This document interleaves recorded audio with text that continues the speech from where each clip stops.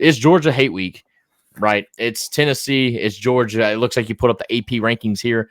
Number 6 in the AP for Tennessee didn't really get a big boost because Indiana took care of business, albeit barely, against Michigan. So they kind of jumped us. Georgia dropped miles. I mean, I think they went from number 3 to 11 in the AP. Or no, number 2 to 11 in the AP. They were number 3 in the CFP. So no longer right now, according to the AP, no longer a top 10 matchup. Now, I think that's BS. I think this will be a top 10 matchup when the CFP rankings come out Tuesday night. Let's see. My initial thoughts. Is Kirby got the cojones to bench Carson Beck for this game? I'm not going to say that he doesn't. Does he still truly believe that quarterback gives Georgia the best chance to win? Now, it's twofold, right? Because I don't follow that program like I follow Tennessee. Carson Beck may be the only reason why they've won 7 games this year. I don't know. I'm seeing a kid that feels like he's having to try so hard that he's making a lot of mistakes. I mean, the kid has got an interception in 7 of the last 8 games, and he's thrown like 12 in the last 6 games. I mean, it's getting ridiculous on how many times he's turning the ball over and not taking care of the ball. Look, you said it right there. He is trying to do too much because he has to. That's what I'm saying. Yeah. Look, Georgia this season has a total of 1,117 rushing yards as a team. Dylan Sampson by himself has got 1,129. He is out rushing by himself the entire Georgia team. This is not like Georgia. Georgia is a team that lives off the running game. That's what they have built upon over the last few years when they have been dominant, and you've had a quarterback that can do just enough. That's why Carson Beck was as good as he was last year, because they had a running game that did just enough to help him out. Yes, he threw for over 300 yards in just about every single game, but he didn't have to force things the way he is this year. Carson Beck, 210 completions on 321 pass attempts. Now, that's telling as it is. Yeah, I know that Tennessee is a team that has kind of had to run the ball a little bit more this year because of some struggles in the passing game. But Carson Beck has thrown exactly 100 more passes than Nico has this year, who is 144 for 221. That's legitimately 4 games worth for Nico. I mean, Nico probably averages 20 to 25 attempts a game. Yeah. I mean, that's pretty wild. And to follow that, to backpack that, the reason why, I don't know if it's a play caller standpoint or if it's the fact they just can't run the ball, but ETN is their leading rusher with 95 carries, which is less than half of what Dylan Sampson has now, albeit Dylan Sampson's our workhorse. Only 477 yards, 7 touchdowns. Just to put that in perspective, ETN, 95 carries, 477 yards, 7 touchdowns. Dylan Sampson, 201 carries, 1,129 yards, 20 touchdowns. The running game for Georgia is gone. Where is it at? And how did Kirby lose it just like that? And look, let me read this stat for you. All right. So Georgia on the season for the whole team, 269 total carries for 1,117 yards. Tennessee as a team, 2K. 420 carries for 2,116 yards. Tennessee has rushed for exactly 999 more yards than Georgia has so far this season. You said it right at the beginning. Carson Beck is having to do too much, and because of that, he's trying too hard. He's forcing things where he shouldn't, and that is where all the interceptions have come from. Yeah, I think I know we kind of went straight there, but I think that's where this game lies. It lies on the offenses. I think both defenses are elite. I know Ole Miss kind of put up 28, but I still think Georgia's defense is elite. To me, it's all on the offenses. Tennessee's had their struggles. Georgia's had, I honestly think, a little bit more struggle. With I get it. They've been able to hide it very well because they got, they a close loss to Alabama. But they beat Texas, which kind of covered their issues, right? Because they got a good big win, don't get me wrong. But, Georgia's got some serious issues. And I don't understand where they came from, how they got there. But I think the offensive line could do a lot better for Carson Beck. I mean, the dude's getting molested in the backfield all the time, and he's not that dual threat guy. Now, he can hurt you with his legs if you let him, but he's not that kind of guy with the loosest speed that's going to get away from a guy like James Pierce Jr. Van Buren, credit to the kid. I mean, he got away from James Pierce Jr. a couple times. I think he got held several times, but I ain't going to go down that road. Van Buren had the speed to kind of get away sometimes. I don't think Carson Beck's got that. If Carson Beck's in that position where he's got to run away from somebody, he's going to have to throw the ball away immediately, or it's going to be a sack, and he's going to have to learn to protect the ball, especially against Tennessee's defense, who's been able to get some takeaways in multiple consecutive weeks now. And so this game to me lies on the offenses, straight up. The running game, maybe, sure, but I think more than that, it's in the offensive lines. How well are they going to protect their quarterbacks? And how well are they going to be able to have a balanced attack to keep the defense on their toes as much as possible? Because I'm telling you, I don't think that this is going to be a world beater of a game. I think this is going to be yet another ugly game. And honestly, if the over-under for both teams was at 40, I would still take the under. I mean, this could be a very low-scoring dog fight. And I hate to use that term, but I don't, because it's ugly, it's smoky, and I think this could be an absolute dog fight this weekend. Yeah, I completely agree. We talked about the Tennessee-Alabama game. The first team to get to 30 will win this ball game. You can say that about this one too. And honestly, it might be the first one that can get to 20 will win this ball game. It's going to be probably a sloppy game. It's definitely going to be a defensive type of game. Both offenses are going to have to take care of the ball if they want to have any chance of winning. Here is where I think Tennessee has an advantage, and it's an obvious one. It is the running game, because Tennessee can absolutely run the ball. The passing game is starting to come around. Now, obviously, that all hinges on Nico being healthy, because I'll go ahead and tell you, I love Gaston Moore. Gaston Moore will not win us this football game at quarterback. The only way that Tennessee throw in Jake Merklinger. Let's see what he's got. I mean, no, I got you. Now, I will say, I still don't think that Merklinger could win this game for us. But hear me out, it would be his first start. If that were to happen, though, you got to think about who can step up around him. Because obviously, yes, Gaston Moore's not going to win the game, but could the defense get you a touchdown? Special teams come up big. Yeah. How well do we run the ball? And obviously, we ran the ball against Mississippi State, albeit it's Mississippi State. We ran the ball against a 9-man box and still got positive yards on each run. Like, that, to me, is insane. I don't care how bad a team is. When you can run the ball and you're outnumbered like 8 to 9 to like only 5 blockers and you're still getting 3 yards a carry, what kind of push are we going to see from our offense if that's the case? I hope that we can bank on Nico being in this game. And here's where I feel, Ladybug. Oops. Here's where I feel cautionary optimistic, I guess, is the way I want to put it. If we have a lead going into halftime, I feel really good. I feel like really good if we have the lead going into halftime. I mean, you've got to, because of how many games Tennessee's been behind at halftime and still come back and won.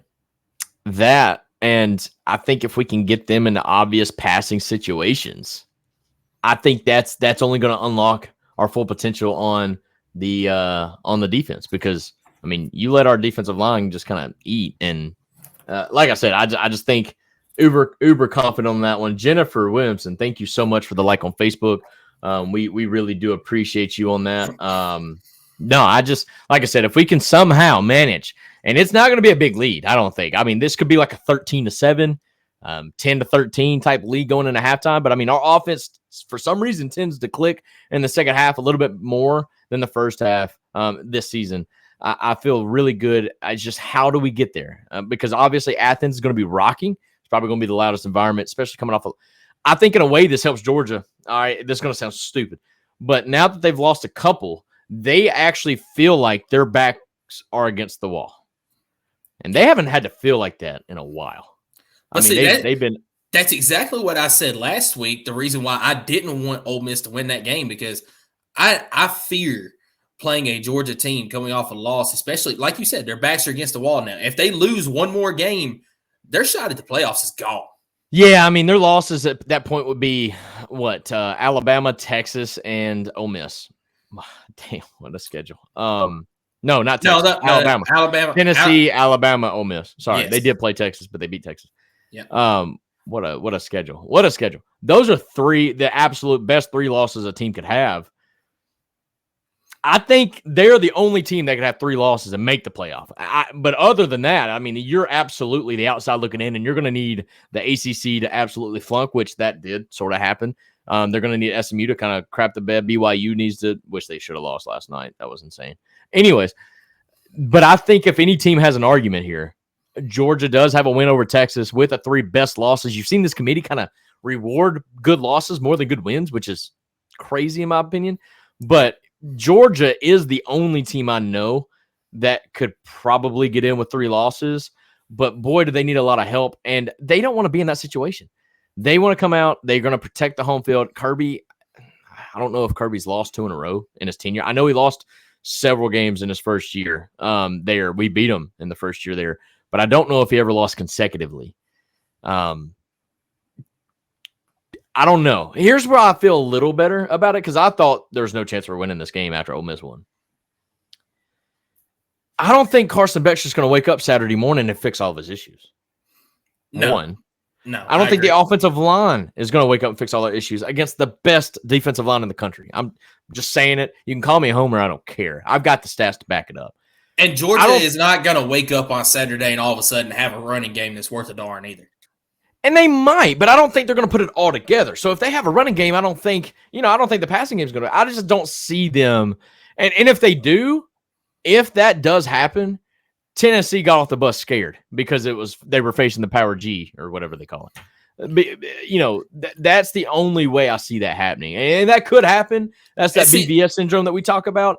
But I just if both these teams are healthy, 100% playing ball the way they should, I don't see Georgia being able to just correct everything just like that. I mean, because obviously they've had these issues 6 weeks, 7 weeks in a row now. Yeah, I agree. And, the biggest X factor in the game is the one that neither one of us have mentioned yet. This game is on the road and it's at night. And that does not normally bode well for Tennessee. We already lost ours, though. So scratch that. Fair. But we also hadn't played a huge opponent like this so far at night on the road.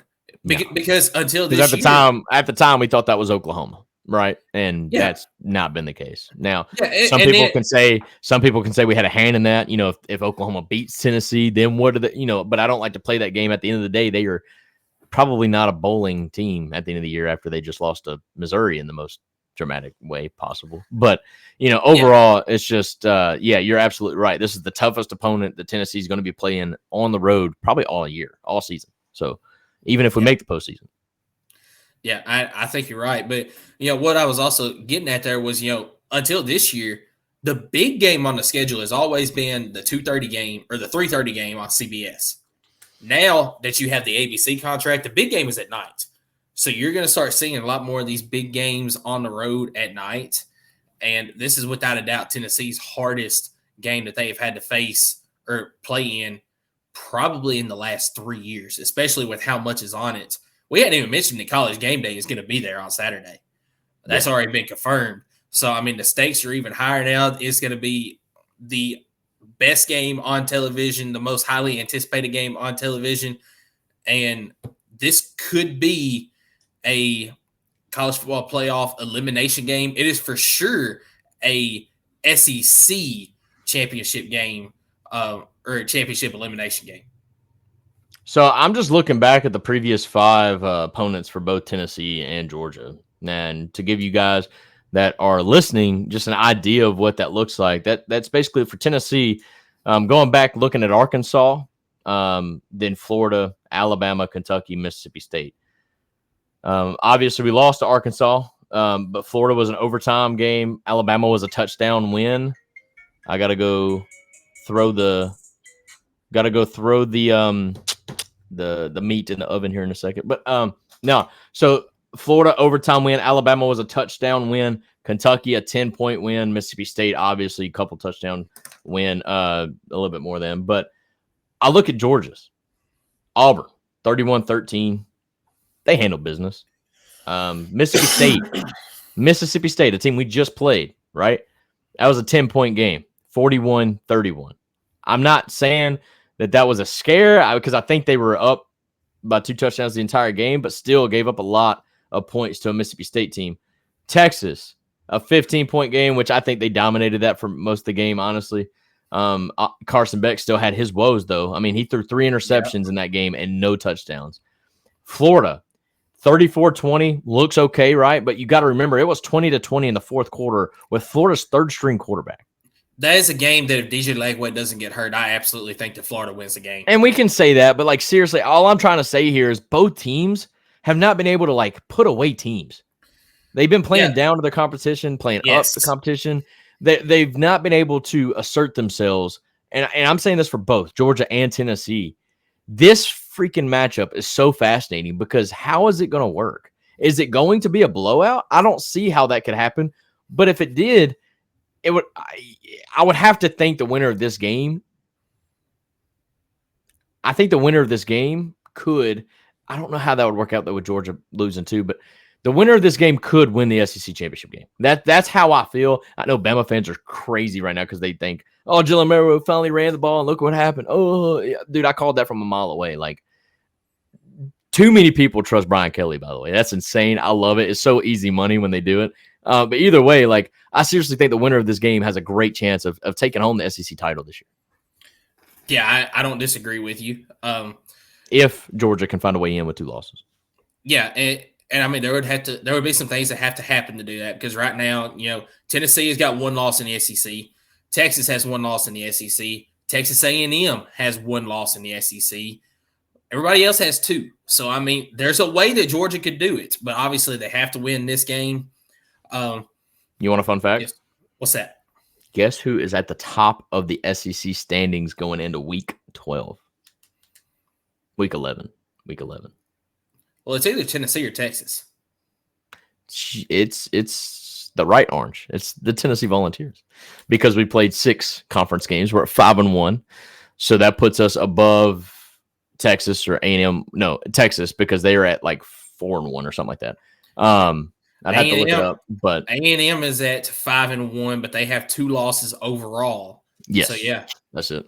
So Tennessee right now at the top of the SEC in November.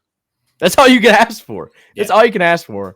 And honestly, it's crazy because if we had beaten Arkansas, let's just play that game. Oh, my word. I'm glad we didn't. I mean, I'm glad we didn't. Now, looking back at it, I'm glad that we didn't too. I completely agree. Because people are going to clip this, and that's fine. I'm glad we didn't because if we had beaten Arkansas, all of us here would be like, oh, we could lose Georgia. We could lose Georgia. And we could still literally do whatever we needed to do as long as we beat Vanderbilt, which that is going to be a game at the end of the year. But we would be sitting here undefeated going into Georgia. And especially with everything else that's happened in the nation, we would be the number 1 team. We could lose to Georgia, fall to like number 5, which is probably where you want to be going in the playoff anyways, because that gets you the home field advantage come week 1 of the playoffs, and you're playing the number 12 team. I'm telling you, I'm glad we beat or lost to Arkansas because to me, it puts a lot more meaning into this game. As a Tennessee fan, of course, we want to win, but hear me out. You got to look at it. Like nobody, or there would be a lot more fans that wouldn't be plugged into this game because of the fact of, well, we might want to be at number 5 anyways, right? Or no? Am I just completely wrong? No, I agree with you. But also, if we don't lose to Arkansas, I think we drop a game to either Florida or Alabama. Sure. We weren't going to lose to Kentucky, but I think regardless, we were going to drop a game somewhere. And I am kind of glad that it was Arkansas because I would much rather lose a game on the road than a game at home. Oh, yeah. Well, Heupel in the last 3 years. He's lost 1. How many losses? There you go. Well, he's lost 1 game at home, and that was Georgia in 22. Or no, last year, sorry. Yep. Josh Heupel's protected home field, even if it's been ugly at times. But that's why I'm saying that being number 5 in the rankings, the CFP rankings, which this is confusing, and I get that, but you could be number 3 in the CFP rankings, but be slotted in the 5th position come bracket time. And we'll explain all that later when it's time, close to that time. But basically, obviously, the top 4 seeds are your conference champions. So, if you're second place in the SEC, probably going to be in that number 5 spot. You play the worst team getting in at home. Give me all of that. I mean, right now we're probably talking BYU. Indiana, maybe. I don't know. But give me all that. I mean, I hope it's not an SEC opponent week 1. I mean, I want to see SEC play everybody else. Same for Big Ten. Like, I don't want to see any in-conference matchups because at that point it's just week 2 of conference championships. And I don't want to see that. I want to see them, even if they have to kind of, move a number 7 to a number 9 or whatever they got to do to make it happen to avoid some of these matchups. But I'm really fascinated about how it's gonna work out. But it's going to be a crazy finish to this season, not just in the SEC, but all the way around. Because I mean, we hadn't even talked about it, but I mean, Miami goes down yesterday, which I called that, by the way. I get 5 bonus points for that right there. Which you called the Ole Miss game over Georgia, and I got to give you complete and total credit. You said that at the beginning of the season. I did. And you said that the reason you did that is you thought Georgia would win the game at the time at the beginning of the season, but you wanted to be the one person to say, hey, I picked that. So credit to you for that one right there. I'm cooked. So I cooked on that one, and I'm still cooking on the Florida game. Like I'm not. I chose. I chose that in the preseason, and nobody in the world knew where I was coming from on that. I didn't even know where I was coming from, but by God, it looks like it could happen, and I cannot wait. Cannot wait to make some clips with both of those picks and return. I got a lot of. It's funny how we get a lot more comments on those videos, and and then they just go quiet, kind of like it's me and YouTube. No, I'm joking, man. We appreciate it. All love here, man. Thank y'all so much for being tuned in. You got anything left on this preview for Georgia? I mean, obviously it's a big game, probably the biggest game under. I'm saying it's the biggest game under Heupel's era. I mean, you win this game, you're in the SEC championship. Maybe even if you lose to Vanderbilt because of all the turnage that has happened, but you win this game. I mean, it's driver's seat. It is absolute driver's seat. You haven't beaten Georgia since you've been here. This is the last big game. I mean, not last, but this is the last big rival for Heupel, right? You got to get over this hump.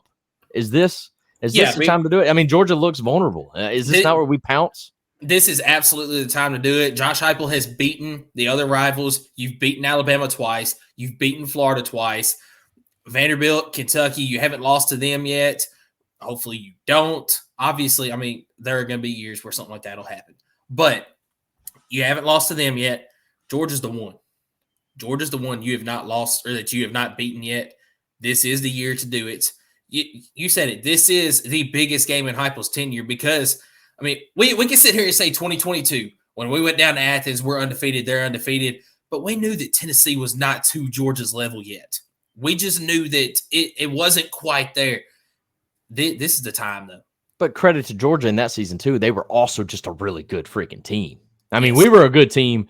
They were loaded. This is a year where it feels a little different because I don't feel like people think of Georgia like that right now. I don't even think Georgia views themselves like that right now. Listen to Kirby at the beginning of the year talk about how, I think it was a Texas matchup, and he was like, Texas is like a better, like a version of like a better us is what I can't remember how he phrased it, but it's almost like even Kirby knows that they're not the best Georgia team that he's had. So, I mean, it's one of those things where it's kind of working twofold. This is Tennessee's best defense they've ever had. Yeah. In my recent memory, obviously they've had better defenses, but you're taking that along with the offense that's at least capable of scoring. Now, maybe they haven't hit on all cylinders all year, and we understand that, but they're at least capable. They're not a liability like Iowa, right? Where, they're going to score, but is it 20 points? Is it 30? We don't know yet. At the end of the day, we know our defense is probably going to lock them down to below 20 points. I would be shocked with Georgia's woes if they score 20 on Tennessee. I don't think they're scoring 30. I think 30 wins this game hands down.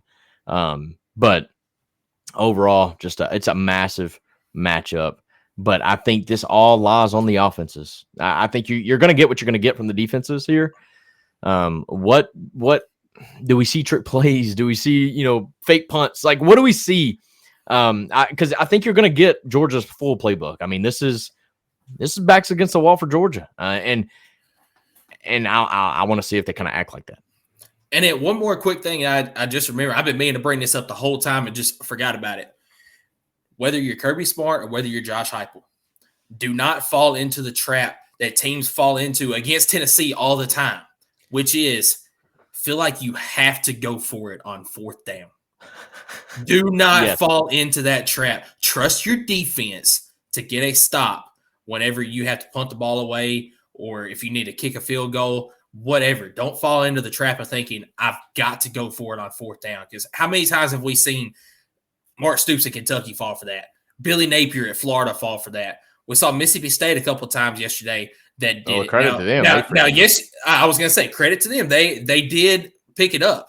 But we have seen coaches that time after time after time have felt like they have to go for it on 4th down against Tennessee because they don't feel like that they can stop Tennessee whenever they're on defense, or they don't feel like they can get a score later to beat Tennessee.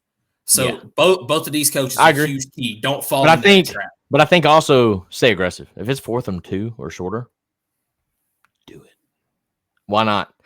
Because you have the defense that you can trust them. If it's at their 45, right? Don't do it in your own territory. I was going to say, I think it depends on where you are on the field and what the situation is. But if it's the opening drive of the game and you get to a 4th and 1 on like their 38, so a little long for a field goal, but really short for a punt, and it's 4th and 2, go for it. But it better be a good freaking play call. I mean, it better not be we're in shotgun and we're gonna just see what we do. It better be a play call where we either roll Nico out to where he's got options, or you better give the ball to Dylan Sampson. That's what I'm saying. Put it in 12 personnel and give the ball to Dylan Sampson. Even if they get the stuff out. Better yet, don't put it in 12 personnel. Give us the power eye with Jackson Moy and Miles Kisselman in the backfield, or no, Holden States. That's I think 13 personnel. I'm fine with that too. But I'm just saying. Stay aggressive, obviously play the analytics, but if it's 4th and 6, but you just ain't been moving the ball today and you know that they're going to score, don't do that. I think that's the trap you're kind of talking about. And that's what we do need to avoid. Yeah, that's exactly what we do. I don't think that's going to be a problem here because it's not like both of these teams are scoring 50 points a game. So, I think this is going to be an absolute, field position battle, keep them pinned inside the 10 and hopefully get a field goal here or there and then hit on a big play. Get up by 2 scores and just kind of keep them at arm's length. That's going to be the game plan, I think, for both of these teams. I'm just hoping that our boys stay on top of protect the freaking ball, right? Yeah. Nico's not been throwing interceptions, but now it's we're fumbling. Protect it. Georgia, all right? Carson Beck's got to stop throwing interceptions, and his offensive line is going to have to protect him because Tennessee's defensive line is a monster, all right? And they're going to be coming, and they're going to do whatever they got to do to quieten that crowd. So, yeah. Before we get into our next one, Jade on Facebook asked, any update on Nico? All we can speculate is this not serious just because of Josh Heupel's reaction to being asked the question of Nico's status. So we don't really know what's going on with Nico, but we don't think that it's serious. We are banking on him playing in that game on Saturday. I'm not going to bank on him playing, not yet, but I don't think it's as serious as we've been seeing rumors on Facebook from various people who think they know everything.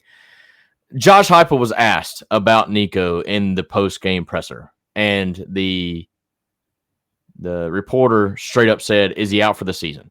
I mean, went straight for it. And Josh Heupel just laughed it off. He's like, why? He's like, you went straight for it, didn't you? And that's how he handled the question. And then said, no, it was a precautionary thing. We anticipate have him ready to go for Georgia. The fact that he laughed it off and answered the question, to me, makes me think Nico's fine. Josh Heupel absolutely could have been like, hey, we still got to evaluate him. We'll know a little bit as we get closer to the weekend, whatever. He could have handled that question so many different ways that he's already handled questions like in the past. And to me, I think Nico is going to be okay. I don't know if it's a concussion. We don't know that. But I do think that Heupel firmly feels like that we held Mississippi State at arm's bay and there was no need to put Nico at risk throwing him back in the game. So that's all we know. We have no idea what it is. I'm just giving y'all what my read is on Josh Heupel's reaction to being asked that question. So elaborate. Who knows it all, Skylar? I think you know exactly who it is. It's fine. There's several. I'm like, this ain't just one person. There's been several people, and I even shared a post on it because it was funny. And in fact, I kind of want to, if I can pull it up real quick. Hold up 1 second. Stay with me. This is bad for podcast. I got it here though at the very top, at the very tippity top. Here we go. I got it. Y'all ready for this? Y'all listen, because this is an earful. So this was a post by Benjamin Anderson on Vol for Life Uncensored page. Said, I heard Nico got hit in the ribs. A piece of rib meat broke off and flew around his body, hitting him in the head when it ejected through his collarbone, causing a brain bleed. And now he thinks that he is Aladdin. But according to all my sources, should be good to go in the Georgia game in the year 2130. Did I do sports news right? Question mark. Yes, because every fan out there feels like they know exactly what happened when in reality they have no idea what is going on. Look, the facts are Nico didn't come back in the second half. He didn't even come back on the field in the second half. I was looking for him. I think he stayed in the locker room the entire time. Josh Heupel said what he said in the post game, and that's all we got. That's all we got. I mean, it could be anything, but I thought that was super funny because, man, it hit about every single rumor out there that he had a brain bleed, that he broke his collarbone, that, this, that, concussion. It was hilarious. I wanted to read that to you guys. I hope y'all got a good sense of humor out of that. But I do hope that Nico's okay after reading that, because I would hate if he did have a brain bleed. And I just read that thinking it was a joke. So